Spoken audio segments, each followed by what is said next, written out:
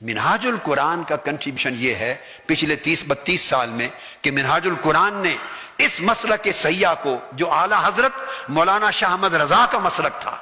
جو حضرت شاہ ولی اللہ محدث دہلوی اور شاہ عبدالعزیز محدث دہلوی کا مسلک تھا، جو حضرت مجدد الفسانی کا مسلک تھا، جو خواجہ اجمیر حضرت قطب الدین بختیار کاکی، خواجہ نظام الدین اولیاء، بابا فرید الدین گنج شکر، حضرت غوث بہاؤالدین زکریا ملتانی، سرکار سیدنا غوث الاعظم جیلانی سے لے کر اوپر خلفائے راشدین تک، امام اعظم، امام مالک، امام شافعی، احمد بن حنبل، سب کا یہی مسلک تھا۔ مگر اس دور میں آ کر اس مسلک کے لوگ دلیل سے معروم ہو گئے تھے۔ منہاج القرآن کا کنٹریبیوشن یہ ہے کہ 32 سالوں میں اس صحیح مسلک اور سواد اعظم پر قرآن اور حدیث کے اتنے دلائل کے سمندر بہا دیے ہیں کہ کوئی مخالف بھی اب سامنے سر نہیں اٹھا سکتا۔ آپ اگر کوئی میلاد کی بات کرے تو ہزار صفحات پر مشتمل میلاد پر قرآن و حدیث کے دلائل کی کتابیں دے دی ہیں آپ کو۔ کوئی حضور کے توسل کی بات کرے تو آدھے درجن سے زائد صرف وسیلے کے موضوع پر قرآن اور حدیث کے ہزارہا دلائل پر مشتمل۔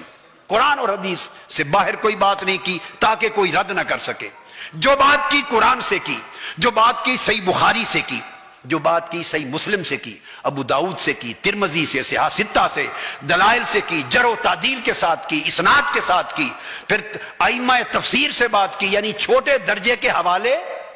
بولیے چھوٹے درجے کے حوالے کہ جن پر کوئی انگلی رکھ سکے۔ اس لیے مخالفت کوئی دوسرے عقیدے والا ہماری لاکھ کرتا پھرے، مگر آج کے دن تک الحمدللہ ہماری کئی ہوئی بات پر کوئی انگلی نہیں رکھ سکا کہ یہ بات غلط کی ہے۔ تو توسل کی بات ہو تو ہم نے دلائل کے سمندر دے دیے، شفاعت کی بات ہو تو دلائل کے سمندر دے دیے، میلاد کی بات ہو تو سمندر دے دیے، اولیاء و صالحین کی شان کی بات ہو تو سمندر دے دیے، شان اہل بیت کی بات ہو تو درجنوں کتابوں میں دلائل کے سمندر دے دیے،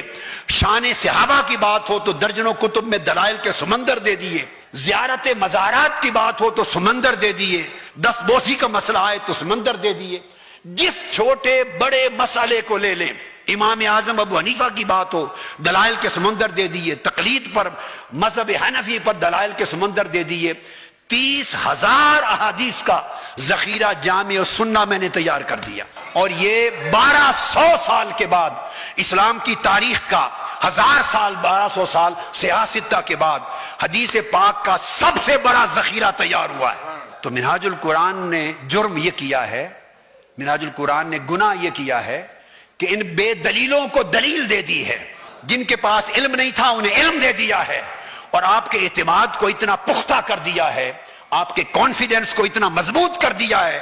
کہ اب کوئی شخص آپ کے سامنے سر اٹھا کے بات نہیں کر سکتا۔ کوئی ایک اعتراض کا جملہ بولے، آپ جٹ میری 10 کیسٹیں خطابات کی اس کے ہاتھ میں دے دیں گے۔